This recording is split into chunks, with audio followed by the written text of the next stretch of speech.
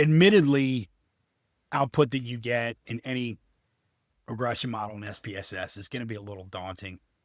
You look over to the window over here and see that you've got logistic regression base, whether there's any notes, the actual case processing summary, which is going to tell you how many, what your base size was, and then whether there are any missing cases that were an issue here. We only had 4, which I probably should get rid of now that I'm looking at it.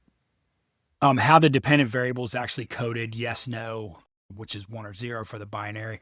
And then what you're going to see is as you scroll down, I'm going to go look specifically at the idea that there's a beginning block, which is block 0, and then block 1, which is your actual enter model. We didn't run it stepwise. We ran it enters, which means that we're allowing all the independent variables to enter the model and perform as a collective within. So I'm going to organize the way in which we decompose what goes on here based on the blocks itself, starting with block 0.